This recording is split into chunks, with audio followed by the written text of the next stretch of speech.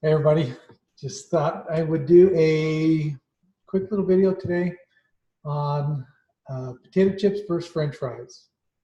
What's the better of the two evils and why? And so first of all, I just want to come out and say, neither one is a great option, especially because of the starch, but just kind of want to go through a little bit of the science, give a little bit of the education behind kind of what happens when you eat potato chips versus French fries, and kind of in hopes of just kind of educating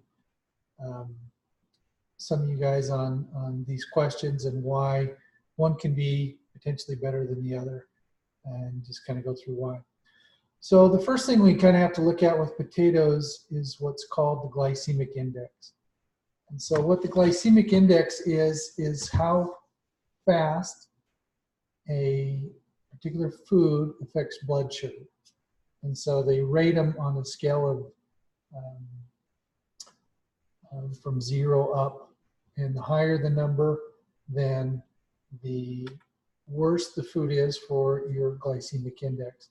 And this is kind of a little breakdown here. Again, you've got the glycemic index, and heat breaks down the starch, and it breaks it down into digestible parts.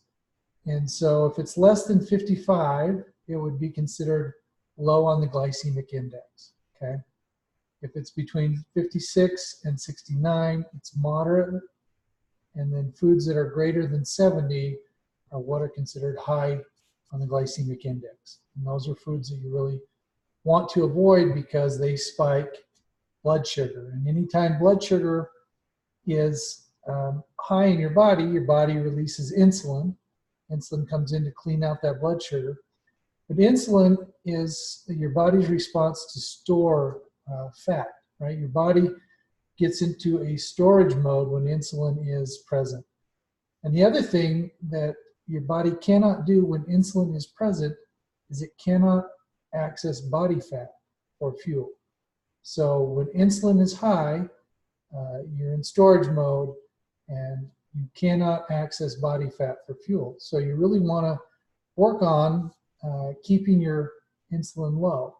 So foods that are low on the glycemic index help with maintaining lower blood sugar, maintaining lower levels of insulin, and allow you to, again, access body fat for fuel, burn body fat, those kind of things. But again, you really want to work on not spiking blood sugar, because that has a tremendous effect on, again, on insulin. And insulin has a tremendous effect on fat storing and fat utilization. So let's look at potato chips, French fries, and some other potato products and kind of where they're at on the glycemic index and what that can teach us about the individual potato products, right? So instant potatoes are really high. They're about 97 on the glycemic index. So these are, the box, the Idahoan, the kind of processed instant potatoes. Very high on the glycemic index, and will spike, again, that blood sugar pretty quickly. Baked potatoes will range between 84 and 111, depending on how long they're baked. Mashed potatoes are about 82. French fries are a 75. Roasted potatoes, 69. Boiled, anywhere between 60 and 82 on the glycemic index. And potato chips are 54. So you can kind of see potato chips are much lower on the glycemic index than French fries, right? So French fries come in at 75. Chips are typically about 54. So kind of gives you a little bit of an indicator of which of these two has less of an effect on blood sugar, okay? Now there's some other things that go into how the starch affects blood sugar in addition to just the basic chip itself, because most of the time they're accompanied by oils, cooking methods, other chemicals, or other ingredients that accompany the food. So it's not just the potato by itself. So, but if you were to take the potato by itself, Again, chips are much lower on the glycemic index than French fries.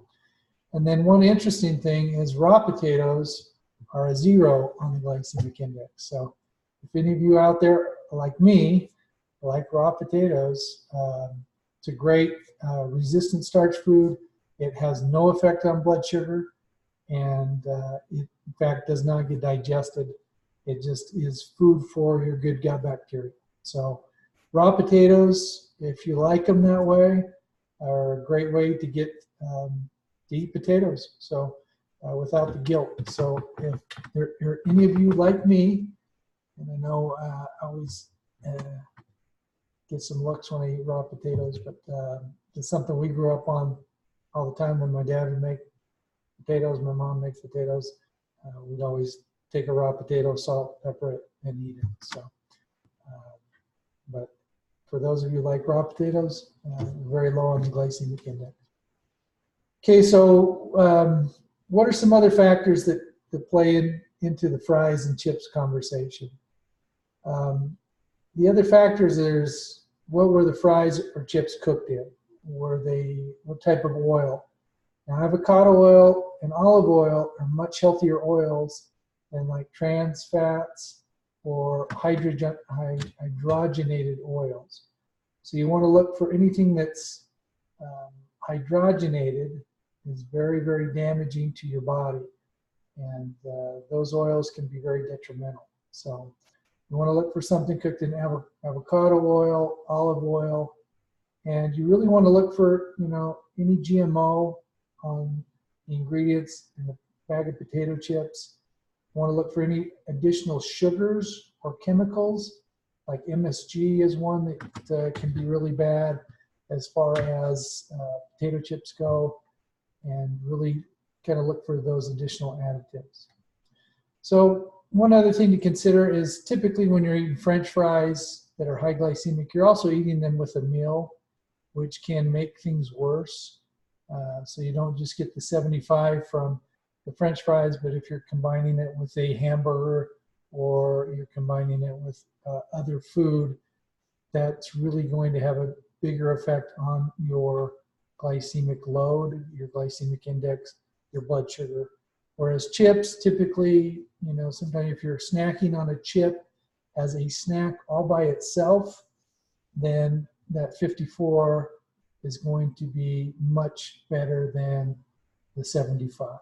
So again, the winner today is a potato chip, right? It's better than the French fries. Again, neither one of these are great options, but in looking at choosing the lesser of two evils, the potato chip wins out today. So hope you guys got something out of this today. Hope it helps you think about food's effect on your blood sugar and how that can affect, again, your body's ability to store fat or utilize fat for fuel. So you always want to be picking things lower on the glycemic index and really monitoring blood sugar usage. So hope everybody's doing great today. Hope everybody has a great day. Again, if you got any questions about this, reach out to me. Send me a message. I'd love to talk nutrition with you. Well, I hope everybody has a great day. We'll talk to you later. Bye.